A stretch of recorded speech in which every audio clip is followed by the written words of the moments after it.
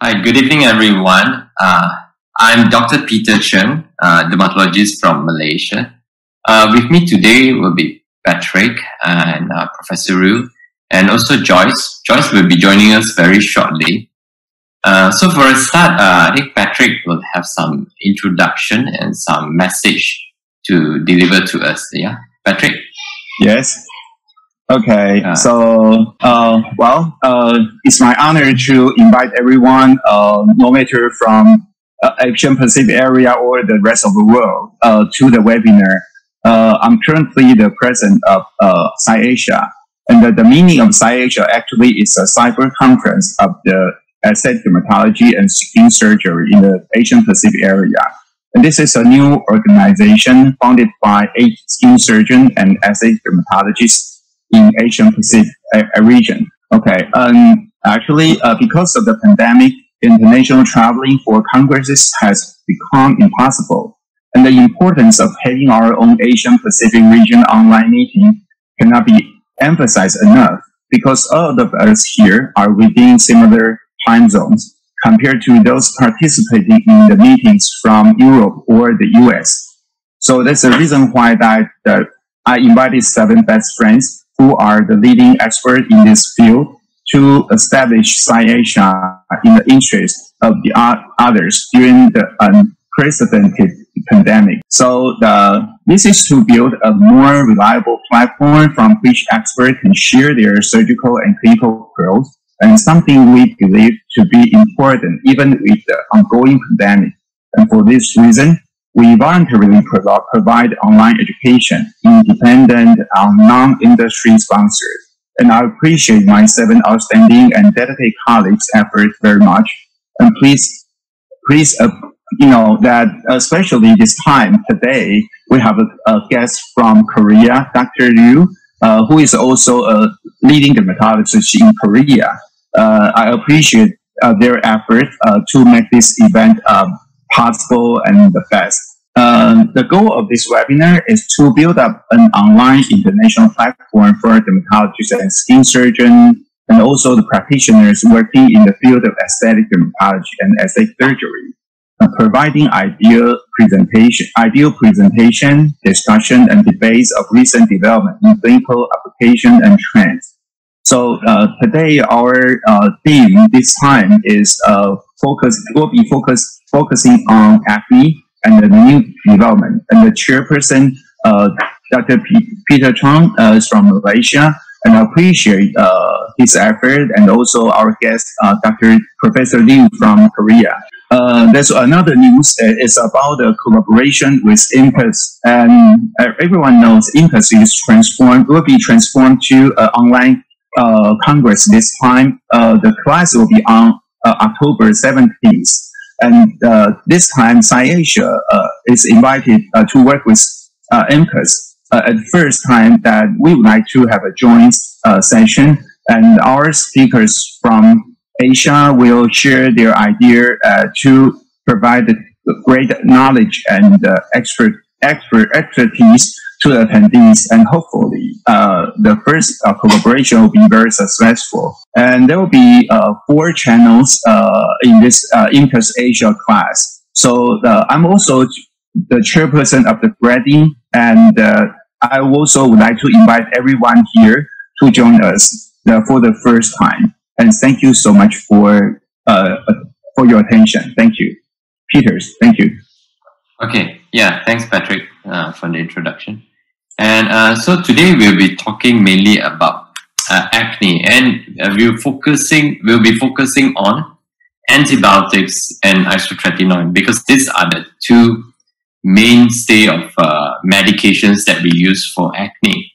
So for a start, Professor Ryu is going to tell us about antibiotics, in particular oral antibiotics, in the treatment of acne, and then Joyce will be telling us about isotretinoin, and then we will discuss about these 2 options, when or which one will you prefer, and what are the contraindications or side effect of all these medications. We'll go in depth into this particular 2 medications, right?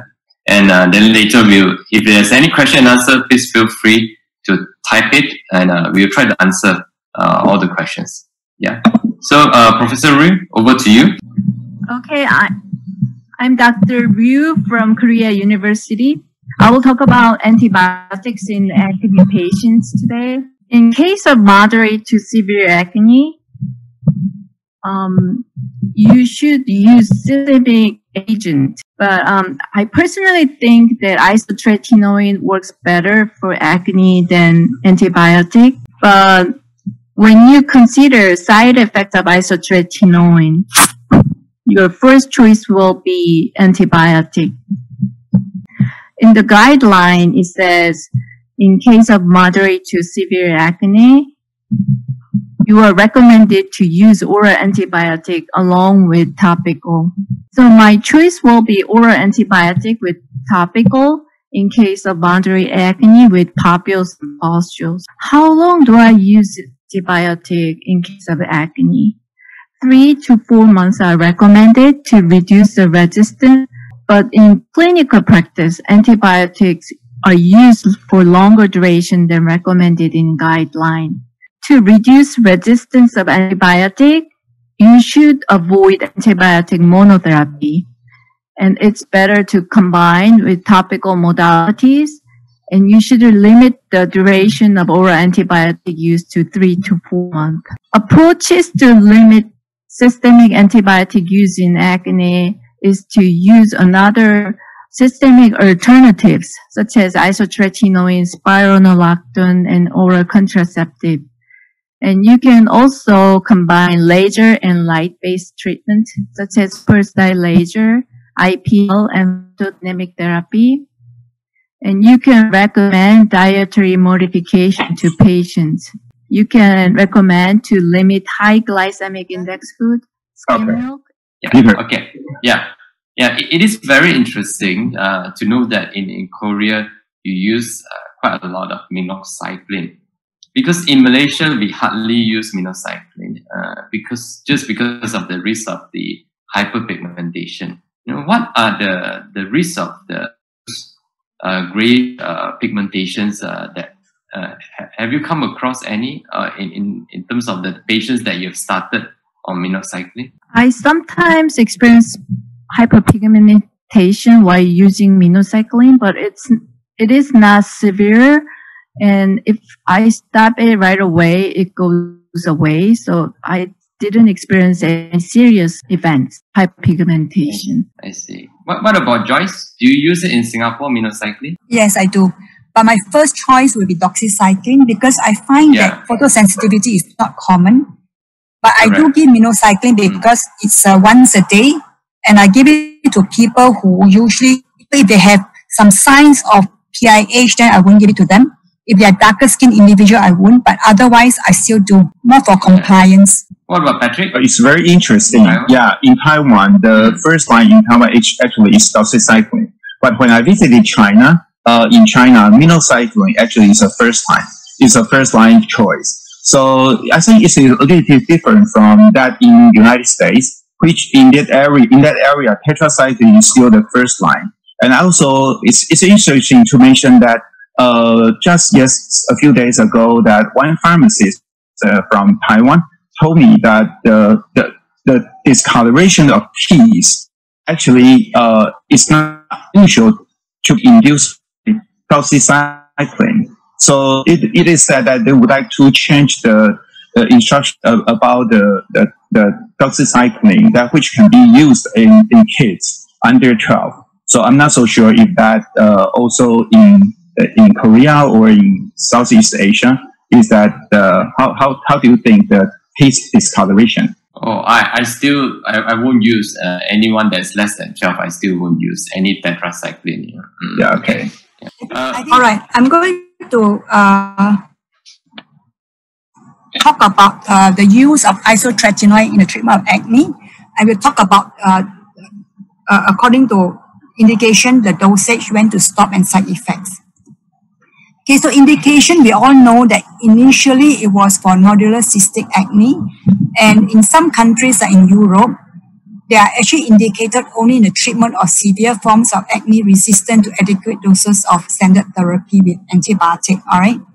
But nowadays, the indication is quite wide now, and it's actually depending on the doctors. So I know that we sometimes do give it for people with seborrheic, people with low-grade adult acne, and also I do give it for people who are prone to acne scarring.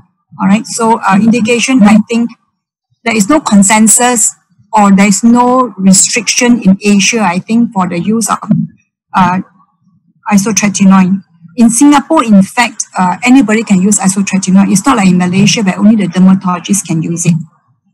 Yeah. So the next question is that, is low-dose isotretinoin as effective and tolerable as conventional doses? So let's look at some RCT. The first one I'm going to talk about will be on moderate acne, and this is a paper where they treat 60 patients for 24 weeks. So the low dose was 0.25 to 0.4 milligram per kg, and the conventional dose is 0.5 to 0.75 milligram. They find that whether it's low dose or conventional dose, the efficacy is the same in terms of acne grading and lesion counts. However, with low dose, you get less side effects, and patients are more satisfied with the low dose. What about the relapse rate? So they followed the patient up 1 year after the treatment, and they found that the relapse rate was slightly more in low dose, but it's not statistically significant. So let's look at that. Okay. Yeah, one more question to yourself. Okay, Dr. Liu, I'm wondering, when do you stop the isotretinoin? According to the accumulation dosing, or when the patient got improved gradually? When patients gets improved and I prescribe like 2 months more, and then I stop it. But I gradually stop it. I use daily dose and then alternative, you know. So I gradually stop the medication.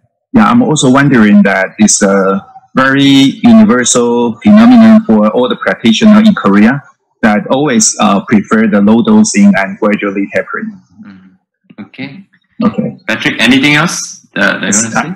Yeah, I think that's it. And you know that this kind of debate or discussion actually is a very ideal format of online conferencing. I think they are getting more and more online meeting now, and they have the same problem because they cannot have that kind of interactive format like what we are doing now. So I think that I appreciate the effort from each of you, and I hope in the future that we can work again together to make the learning platform more perfect in the future.